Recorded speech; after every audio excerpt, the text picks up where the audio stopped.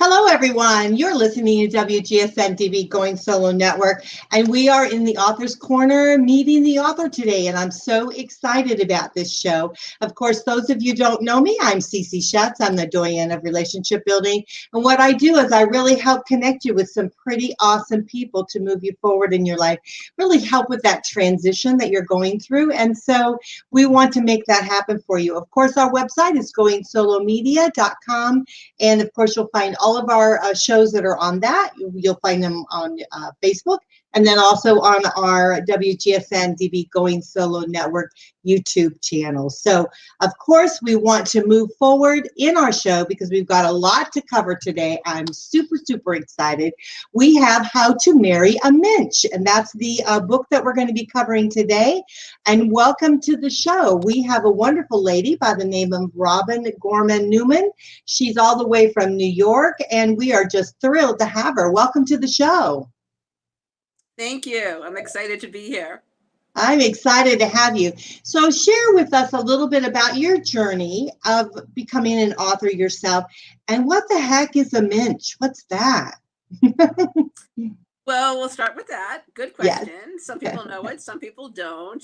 Mensch means a decent, responsible person, somebody who lives with integrity, someone who lives authentically, someone who will really stand the test of time for you and have your back.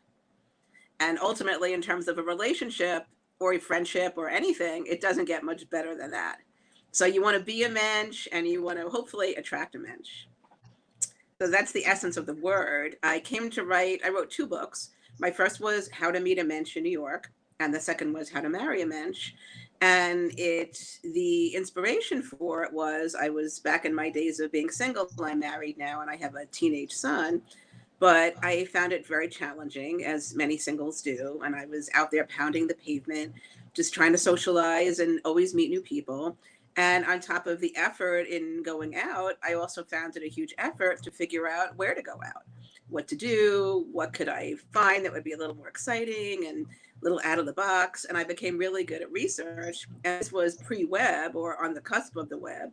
So I'm kind of dating myself here a little bit, but it was because of that I had to do so much more research, because the resources that people have now really weren't available then. And I was good at it. So I was always the one finding cool stuff. And in my social circle, my other single friends were constantly asking me, well, where are you going Friday night? And can we come? Or what do you think we should do? And after a while, I started to think, wouldn't it be so helpful if there was a resource, if there was one place where people could look to just kind of have it laid out in front of them, and maybe in a way that they hadn't thought of. And that was the inspiration for How to Meet a Mensch in New York, because it was kind of like a Zaggett's guide to dating and socializing. And it was broken down into categories of nonprofit and travel and sports and all different things beyond just the obvious singles activities. So people really had some new ideas. And once the book came out, it got insane press, I have to say. And I was on the Today Show and CNN and a regular on Good Day New York. We even got huge coverage in London, because the Brits found the word just really intriguing. And it's the kind of word that if you know what it means, you love it, because nothing takes the place of a Mensch. But if you don't know what it means, you want to know. There's always an intrigue around that. So because of the huge press it got, and then I started doing speaking engagements in many, many places, Canyon Ranch, even Macy's Herald Square, 92nd Street Y in New York. I mean, you name it. Wow. And through that, actually, one of my friends said to me, you should really offer personal advice. And I said, well, I could see the validity in that, because everyone who comes to hear you speak has their own agenda and has their own needs. But I didn't know what that looked like, because I'm not a therapist and I'm not a matchmaker. I was really like a self-proclaimed relationship expert based on my experience in writing. But I decided to take it on. And during one of the interviews I did on the radio, I just announced that I was now offering one-on-one coaching. And I figured if the phone rings, I'll figure it out. And the phone rang. So I was like, be careful what you wish for, because now I have to figure out what this would look like. So I ultimately decided to call myself a love coach for singles. And I think I'm the one who actually coined that title, although I can't prove it, but I've been doing it for many years now. And I also use the term social strategist because I really help people think out of the box. And I also called myself a personal trainer for your love life because I compared it to the notion of how many people join a gym, but they don't actually go. So it's the same thing with socializing. You know, you might feel like you're running here and there and doing all these things, but what's important to consider is how are you actually behaving when you're in the room? Are you approachable? Are you actually engaging with people? Do you know how to flirt? And these are some of the things that I do when I work with people one-on-one as a love coach. And I can do it by Skype or in person or on the phone. And I will actually create a plan of action for someone and suggest to them specifically where they should go and what they should do. But I also try to assess someone's efforts to date and what do I think has actually been going on, you know, all these years. Are there attitude issues? Is there judgment in terms of what you're looking for? Are you sticking to the same people all the time and it's just not working for you? You know, everybody has a pattern and they may not realize it or not. Yeah. And then from all of that, I wrote, which is my more recent book, which is How to Marry a Mensch. And that resulted because of all the speaking I was doing and the consulting I was doing and the stories that I heard and the advice that I was dishing and just everything that I was sharing both privately and through my talks. And it felt important to put it all down in one book, and a book that would be universal versus How to Meet a Mensch in New York, which was New York specific. And now I'm actually with my theatrical producing partner, because I'm a Broadway theater producer as well. We're actually adapting the book for the stage, and we're working on creating a musical now inspired by the book. So I'm excited about that. I think it's so cool. I think it's so cool.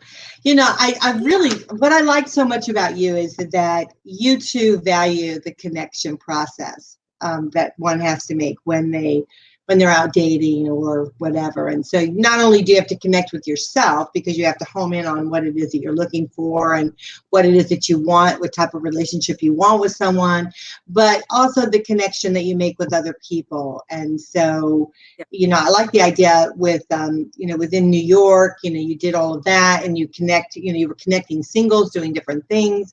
That's kind of exciting. That's pretty exciting. Yeah, I mean, I really try to focus on people owning their efforts, because when you're out there trying to date, it feels huge. It feels exhausting. So many people are doing the internet. I truly feel like dating these days has become more complex than ever. There's actually, I don't know if you realize this, but as part of the research that we've done for the musical that we're developing, my partner and I went to a talk last year around Valentine's Day, and it was a tech talk. And they actually shared that there's 4,000 dating apps. And that's huge. I mean, I knew there was a lot, but I did not know there were that many. And if you think about singles who are out there using dating apps or even using social media to meet, it can so easily feel like a full-time job. And technology, unfortunately, doesn't work for everyone. And so I still feel like it's important to put yourself out there physically and get involved and engage and see who you can actually meet off the computer as well. No, I totally agree with you. And it's true. It's like, you know, a lot of people get on dating sites and they're either not ready or they're, you know, they're just kind of fooling around with it and they're not being serious about it. But it does take work and some time and some effort if you truly want to meet someone. And then when you meet someone, let's say you meet someone online, you've got to take action over it, you know, because it's not going to get you anywhere. You know, I've been on dating sites myself and they're like, message me, but then they don't want to do anything else. And it's like, well, you know, I don't need a pen pal. I mean, that's not what I'm looking for. So, so I agree with that. And it's kind of a delicate dance, you know, the whole online thing, because people aren't sure how much to write to each other. People aren't always certain when to get together, or should we have a phone conversation, or should we just make a date? So there's a lot of uncertainty around it. Yeah, there is. Unfortunately, it makes it a little more stressful for some people. Yeah, and it's really a great idea, I think, in which to, do functions and do different things to get out and about, because sometimes you might see someone online where you think, wow, he's really good looking and all this kind of stuff. But then when you see him in a social environment, you're like, I don't know, maybe not quite for me. But it helps you to be Right. able to assess that. Or it might lock it down for you and you say, yeah, this guy is really out there, or this gal is really out there, and it works for me. So, what do you say about chemistry? Because they talk so much about people having chemistry. And so what are your thoughts on that? I think chemistry means different things to different people. Mhm. You definitely want to feel, comfortable with someone, connected with someone. Clearly there needs to be a physical attraction, but I think that can come for different reasons. And, yes, someone could be physically attractive to you, but just because of how they look. But if someone makes you laugh a lot, if someone's really stimulating and interesting to you, if somebody has your back, especially over time. I mean, that is so fantastic. And those are all the qualities that for the long run, you really want to look for in somebody. Yeah, so that brings out that Mensch quality, isn't it? Because, Yes, it's not, absolutely. I think we lose ourselves on internet dating with the fact of the way people look. I mean, I do realize that attraction is there, and that's important, but it's that deeper connection that Hmm. you start creating with someone. And that's where the beauty, I think, of the relationship develops. And Yes, yeah. So, and that happens over time. And so sometimes I don't think we give it time enough to really start figuring it, because you're nervous, right? When you first start dating, right, you're right. just, and it's like open mouth, insert foot, that kind of thing. So it happens, Right. stuff happens. And so, yeah, so you want to give a little space, and a little time, and really find the quality of someone. So, are there any funny Yes. stories that you can share with us on some of your dating, uh, you know, things that you've had to experience? Have you experienced anything funny or no? Um, Not really. I No? mean, I Yeah. So I think mean, do most you people don't. set them up like when you're doing a bit of like because I mean I think you are a love coach, you are a little bit of a matchmaker type of thing. So when you help Well, someone, be able yeah. to move forward and develop a relationship. So what are the key things that you're asking them to maybe start developing within themselves to be able to move forward? Well, the first thing is to be a mensch to yourself. So I always say it's an inside job. So you have to be in the right frame of mind. You have to be happy within yourself, as confident as you can be, and really realistically assess, if you're looking for marriage, that's great. If you're not looking for marriage, that's fine. I mean, I don't push marriage. I think it's just to have clarity what you're seeking, because you do want to be on the same page as someone else. And I firmly don't believe that somebody just rises to the occasion and will get ready. Like some people have said to me, well, if he really likes me or he loves me, then it'll just work out. The timing will click. And my response to that is no, I don't think so. I think that he needs to be there first. And of course, the same for a woman if you're a guy, listening to this show. I don't think people just get ready. And I think you just want to be realistic around that, because if you ask the average single person, do they want to get married? Most would probably say yes. But then if you dig a little deeper and try to assess, what are their efforts, what are their attitudes, what's actually happening around that, it might look different. So you really want to be clear within yourself, where are you at, so that you can be realistic and not set expectations that are not really viable for you right now. So are you saying that you think that most people go into dating with the mindset of marriage?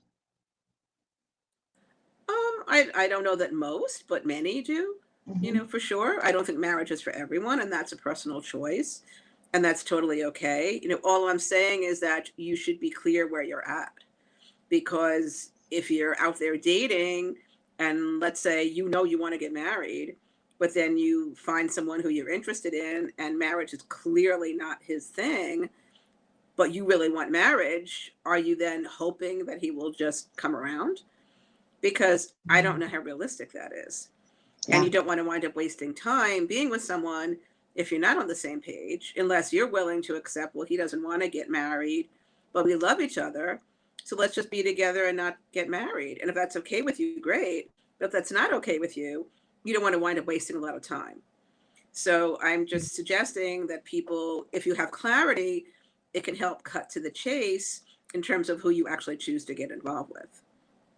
Yeah, I totally agree with that. I do think that, as you're moving forward and you're starting to develop a relationship with someone, I think you have to be on the same page. You've got to really understand, and Yes. there's certain things that are important. For instance, as an example would be if you are on a dating site and you really do find that you've connected and you want to build a relationship, then you got to have the talk about whether you're going to get off the site or not, And so you have to have that clear understanding of, if you're going to build a relationship, then why are you on a dating site? So it's, or unless there's a reason for it. But so so you've got to be able to have those talks, be able to do that. And some people don't find that comfortable. And I think with having a coach like yourself, it kind of helps them be able to, understand the importance of the direction that they want their lives to go in. So, yeah. Yes. And are you, if you have limited. Oh, we lost her.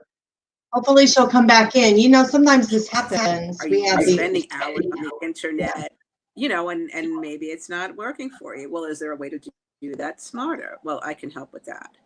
If you want to go out there, but you want to really be selective about where you're putting yourself, well, I can help you think about that, and come up with some other ideas. And, one of the things that I often share is that, because obviously I'm a big fan of meeting a mensch. And one thing that I always talk about is if you want to meet a mensch, or if you're not sure if you want to, but you want to explore that, doing good is such a fabulous thing to do. And if you can get involved with a nonprofit, put your time into some volunteer causes. I also think it can work to your benefit to do things with consistency. So even if you join a class or a club or something that allows you to see some of the same faces more than once, so that if you don't connect with them the first time, you might have a chance to connect with them at a later date and build that relationship potentially. And maybe you're not in that club or organization or class or whatever it is, strictly for socializing purposes, and you wouldn't want to be. However, that can then become icing on the cake. And because of that, it also helps take the pressure off, because that's not the primary reason that you're there. And so I'm a big fan of doing activities that feel good, that feel gratifying, but also in terms, again, of meeting a mensch. If you're doing good and getting involved with volunteer work, it takes a certain type of person of character and quality who would do that. And that is the kind of person that you'd want to meet.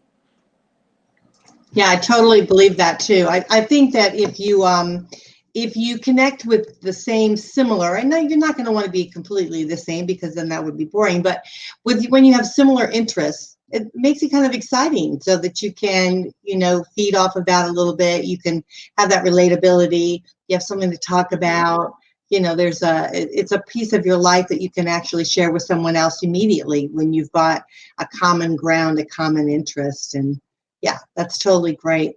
And I love the idea of doing functions and doing different things. I'm a real big proponent to that. I do that in my own business, and I have events and social stuff that I do. And the beauty of that is that you just make friends, isn't it? You make wonderful friends, and maybe they'll develop into other relationships of some sort, but you just have an opportunity to, I think, raise your vibration, because you're building your life around, really kind of fun and positive people. And it's very uplifting. Yes. Well, and you also never know who knows who.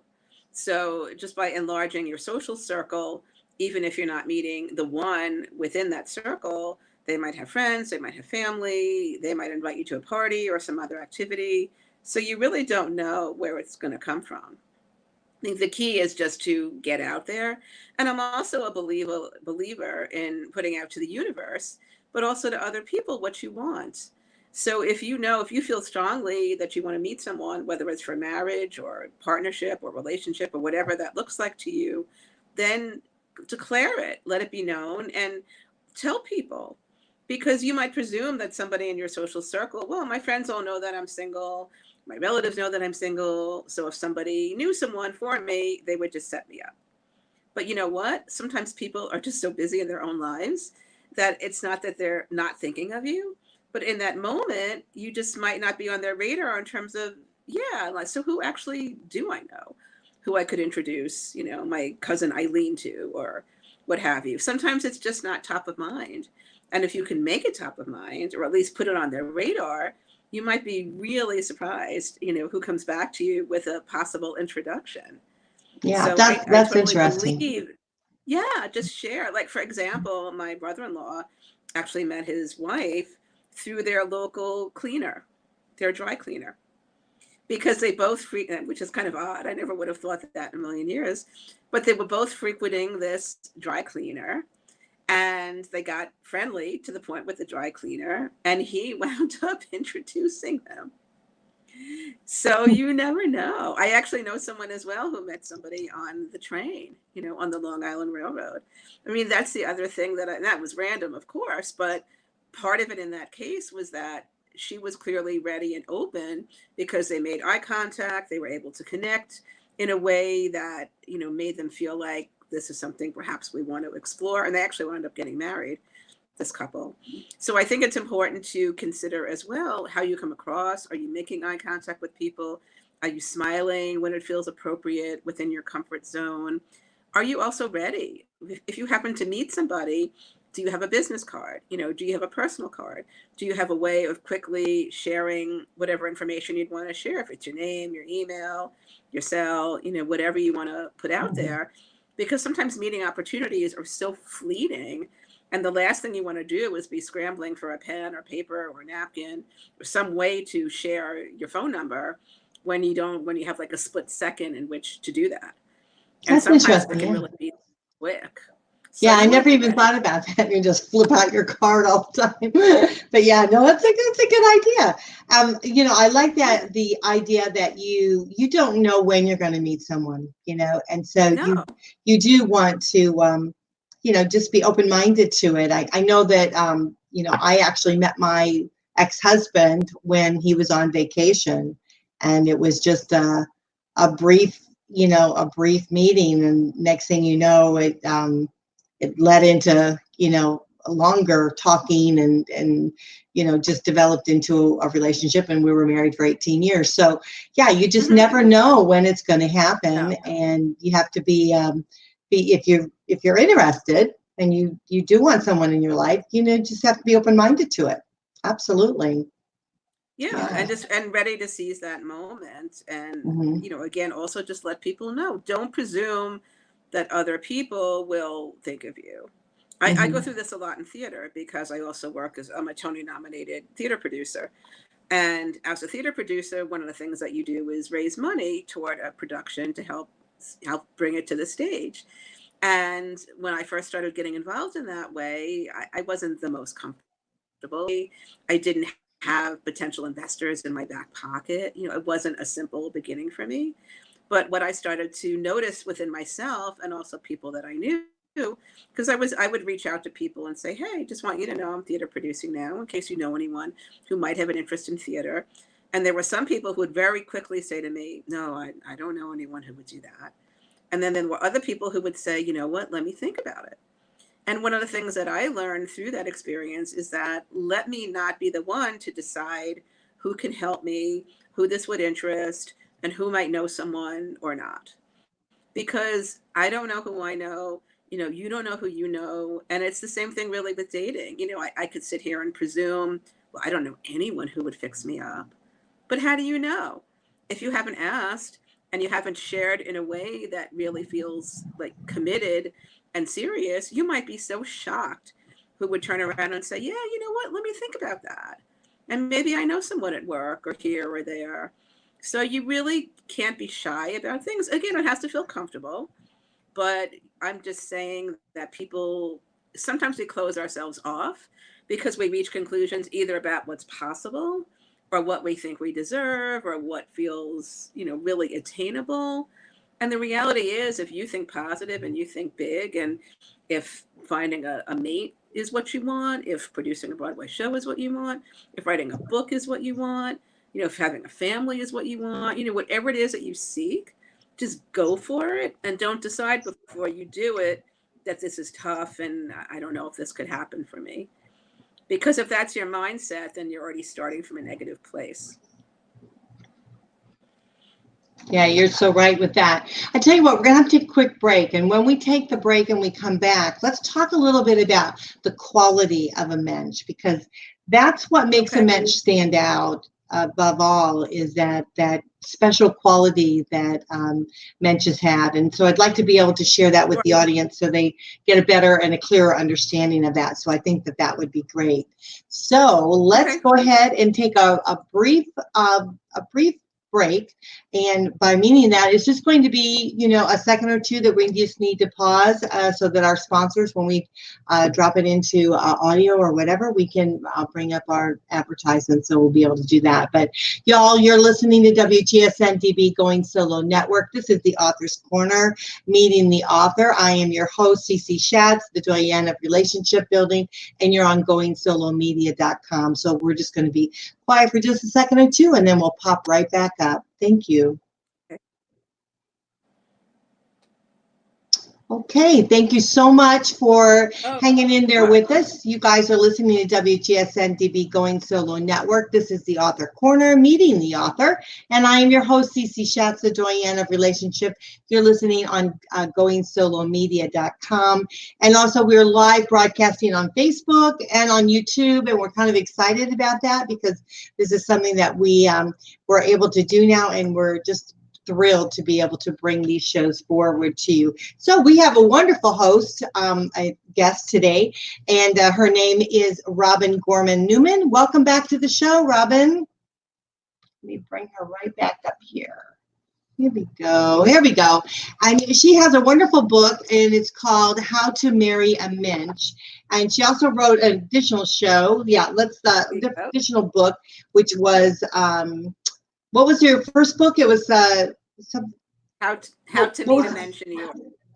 How to Meet a Mensch in New York, and then we've got How to Marry a Mensch. And so let's talk a little bit about the qualities of a mensch. Let's talk a little bit about that. Well, a mensch, first of all, is a man or a woman, and often people think it's just a man. The origins are Yiddish, and it is thought of as a male, but it's really gone so much beyond that at this point.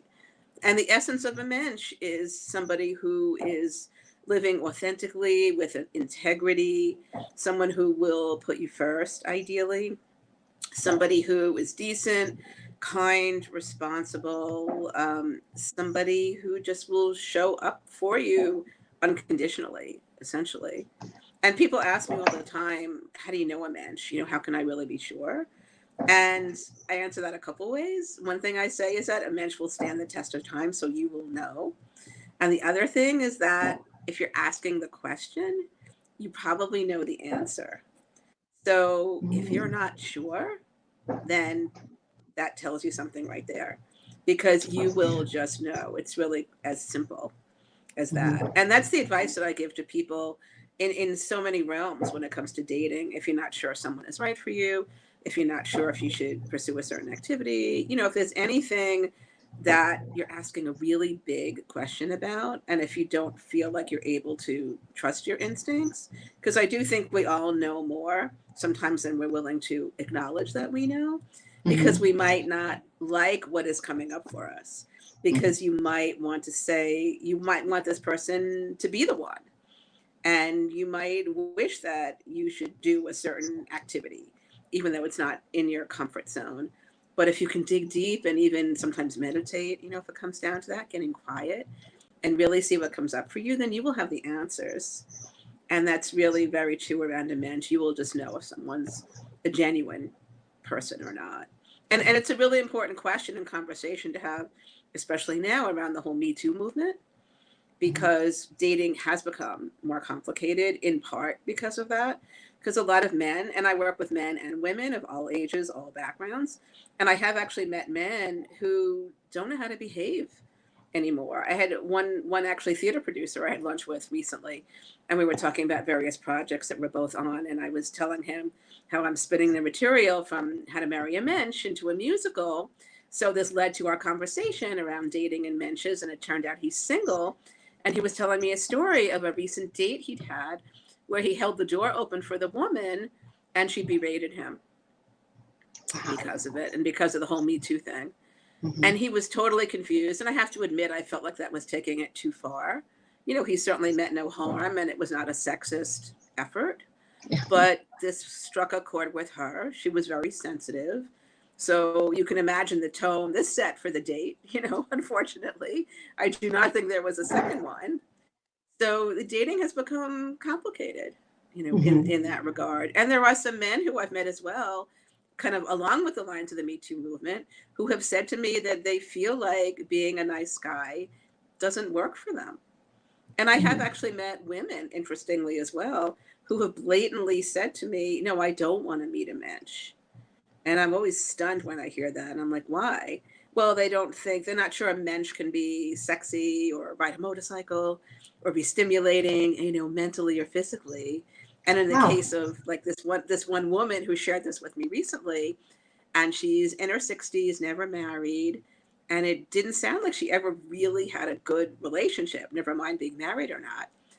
And it was fascinating to me because I stepped back and I said, I know why she has not had a good relationship, because she keeps on looking for the same type of person. And she is so sure that someone who would treat her kindly and considerately and be all the things that a Mensch is, to her, that didn't feel like something that she would want.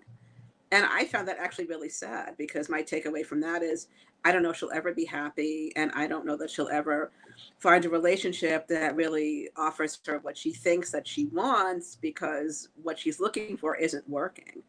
She has this pattern and she's sticking to it, but she's not really ready to own the fact that maybe this isn't serving her.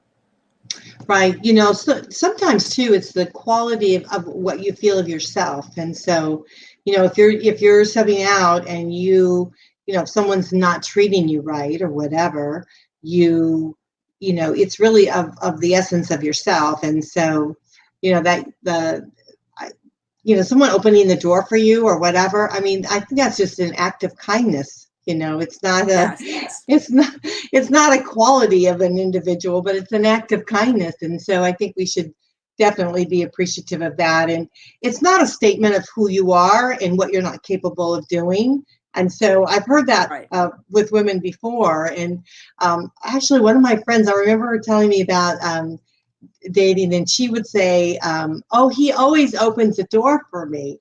And I said, well, how do you get him to do that? Always open the door. She says, I just sit in the car until he opens it. I thought that was funny. So he knows now he's going to have to open that door for her, because she's going to sit in that car until that door gets open. But, you know, that was an important thing for her. Yeah. So, you know, and it was small for him. So it's like, okay, that's what she wants and it makes her feel good, I'm going to do it for her. So, yeah. I think it's great. It's really just understanding each other, isn't it? And what makes us tick.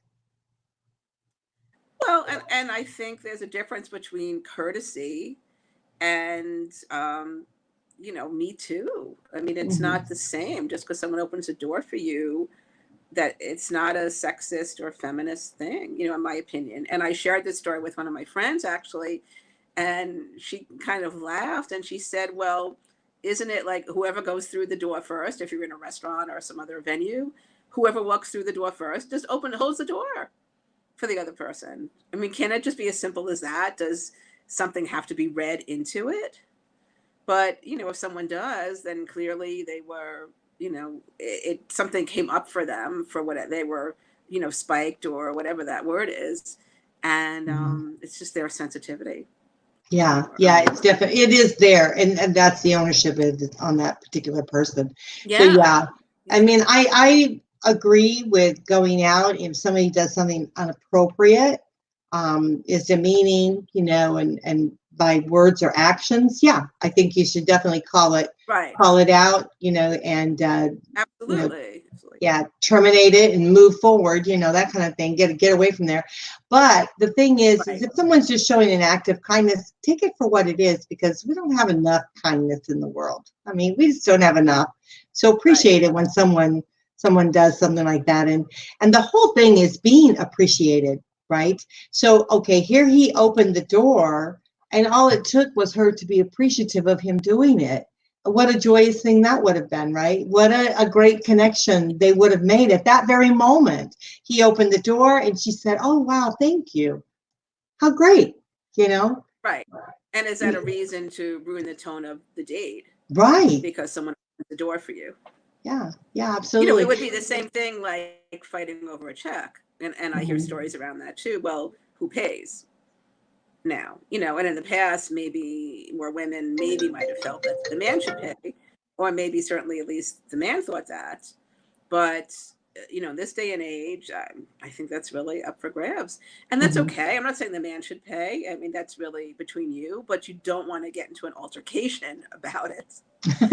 Worst comes to worst, whoever pays the first time is going to pay a second date, then you pay the next time. But don't ruin the date because you're making a statement.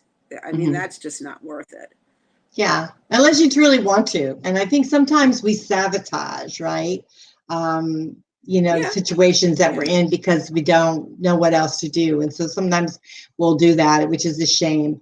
And so, it's just really trying to figure out what's really going to work for you. I mean, the whole thing is you're on a date because you're wanting to hopefully start building a relationship with someone. So, don't sweat the small stuff, it's the bigger stuff that we need to focus on, kindness to others. And like for me, it's important. I pay attention to how they treat other people. If you're out and they don't treat your friends right, or they don't treat the waitress right, or they don't do things, to me, that's more of a red flag for me, because if they don't treat a stranger nice, how are they going to treat you when they're familiar with you, when they're comfortable with you? So well, you're right. And that's why people, in the old fashioned sense of dating, people would joke and say, well, how does he treat his mother? And the apple doesn't fall far from the tree. And I'm not sure that you need to deeply examine that relationship, but certainly that has been a factor for some people, that if someone treats their mother well, then they'll likely treat you well too. Right. And that could hold some weight, potentially. Yeah, absolutely. Well, is there any advice? Now, I want to make sure before we start closing out the show, everyone can reach you. And of course, her website right here is lovecoach.com. Very easy to remember, guys, lovecoach.com. And also she has a wonderful group on Facebook. It's called How to Marry a Mensch. So you guys can connect there, talk a little bit more about it, maybe even share a little bit of your dating, scenarios that you're having, especially if you have questions, because I think it's so important for us to be able to, when we start feeling something or we start seeing something, that we maybe talk to someone else to see, are we feeling things right, or is it because of a pattern in our lives, right? Something that's really totally is. It could not even be them. It could be something that triggered something in our past. It's a pattern, something that was only relatable to us, and so they don't quite understand. It's like the poor guy opening the door, right? And so whatever her problem wasn't his, it was hers. And so so it's nice to have a coach, someone to talk to be able to work through some of those things. So, so I think it's very cool. How to Marry a Mensch, that's her Facebook. And then, of course, her website is lovecoach.com. And then, of course, y'all know we've been talking about it, How to Marry a Mensch. She's the author of Gorman Newman. And, of course, you can get her book right on Amazon.com if you want. And do you have it on your website, too? It's left me on whether you have it. Yeah, so you can get it on your website. I sell copies directly. I'm happy to personally sign them. They make fun gifts for singles. And the book has a lot of cool stories about people who already met as well. So even if someone happens to be married, But if they just enjoy the subject, then I think even they would find something interesting in it. Yeah. And Robin, show us the book one more time, because I think it's really artistically pleasing. I think it's kind of fun. You like raise it up high. Yeah, there you go. See, it's kind of cute. So it makes a nice gift to someone, a single. Yes, and it's written, it's in a tone. I'll show you the back. Yeah. To the help, and it has let's see, I was going to show you the inside. It has like little charts and things, and it's, what I wrote it, so I love the book, but it's written, it takes a tough love approach in a heartfelt, humorous manner. So what people have said to me is they've not only benefited from the advice in it, but they've actually enjoyed the read. And I'm really happy about that, because my goal is to genuinely help people. I don't want to hit someone over the head with it. So, because so many books just feel really preachy, really, detailed and heavy and theoretical and psychological. And I just try to really get to the core in a way that can make a difference in someone's life. Because my hope is that someone will read it and just recognize that, yeah, I could do things differently. And now I have a sense of what that could look like. And you know what? I chuckled along the way. And now they're feeling inspired. And that's the nature of the book. That's great. So I think people will actually, have a good time reading it. And then hoping to bring it to a musical, which would be fun, wouldn't it? I think it would be absolutely great. Well, it's happening. We're developing it right now, and we're early yet, and we're still looking for the full team for the project. But it will definitely come to the stage, and somewhere outside New York first, and then ultimately New York. So, yeah, if anybody loves theater and loves the subject, and if they might want to get involved with the show, I'm happy to hear from them as well. And actually getting involved with the show can be really cool socially too. Oh, yeah. Because if you're a theater lover, you get to connect with other theater lovers. You get to possibly come to an opening night. So that's, yet another way to socialize. Yeah, very cool. I think, cool. whatever your passion is, just go for it. Yeah. Yeah, absolutely. And you know what? There's nothing holding us back, right, to doing anything that we want to do. And if, building a relationship with someone, if that's what you want, that's great. If not, just make a friend, along the way. And I think it's just beautiful. You're really a very delightful individual. And I hope that when I come to New York, maybe we can get together. It would be nice to be able to do that. But I do come. Yeah, I do come from time to time. So I hope that, and I hope it'll be a time when you have the musical out, because I would love to be able to go and see it. It would be an honor to do that. I would love you to see it. And but we will be playing somewhere before New York first. So who knows? It might even be Florida. Yeah, might as well. If the weather's great here, come on down. That's for sure. Well, Amy, this has been a delight to have you on. You're a beautiful person, and thank you so much for the opportunity to have you on our show. We were very honored that you wanted to come forward and be on our show. So thank you for that. So, are there any last closing words that you'd like to share with our audience today? I would say, we play around with this tagline for the musical that we're developing. It takes one to know one to find one, in terms of a mensch. And I think that's something that you want to take a hard look at. How are you treating yourself, and what are you putting out into the world, and what are you attracting? Because I firmly believe what you project comes back to you. And to really be clear and authentic around that, and change it up if you don't like what you're feeling deep down, because you can own who you are, and don't let social media, sway you. Don't let social media get you down, because people talk about that. Sometimes don't compare yourself to other people. Everyone has their own journey, and you just need to believe that what you really want is possible for you, but you need to take the steps and make the effort. And whether it's dating or anything that you want, just take the first step. Don't think about the whole big project. Don't think about the finish line. Don't think about putting a ring on it. Don't think about walking down the aisle. Just think about connecting with someone. Oh, and beautifully said. Say the first, and don't be afraid to say the first hello. Yes. Because women are sometimes also feel like, well, it should come from the guy. But you know what? Sometimes the guy is shy. Yeah. Sometimes if you say hi, someone has to break the ice, and it might as well be you. Yes. Yeah. It doesn't matter who makes the first step. The point is just make it. Yeah. Right. I agree with that. I agree wholeheartedly. You are a delight. It's wonderful to have you. And again, her book is How to Marry a Mensch. She's the author. Her name is Gorman Newman. It's a beautiful book. See there, it's a great book. I love it. And again, really, you guys can reach her on lovecoach.com. Again, it's lovecoach.com, LOVECOACH.com, and then join our Facebook page. What the heck? I think it'd be great to join the group. It's called How to Marry a Mensch. I think I'm going to join it. I think it'd be a lot of fun. So let's connect with each other and just have a great time. I mean, that's truly what it's all about. Enjoying life, right? Exactly. Exactly. And trying new things and being open-minded. Yeah.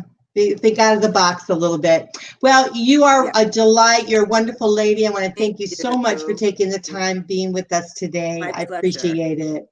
Appreciate it very, very much. I had a great time. And thank you to all the listeners. I hope this was helpful. And I hope I will hear from you, or we'll connect on Facebook. Yes, that would be fun. Well, guys, it went by very quickly, this hour that we spent, and I hope you guys enjoyed it as much as I did. You know, Marry a Mensch, that's very unique, right? And I think we all want to do that, or at least we want to have a wonderful relationship with a mensch. So I hope that you'll find yours, and you'll be very, very happy in life. So you guys are listening to WGSN-DB Going Solo Network.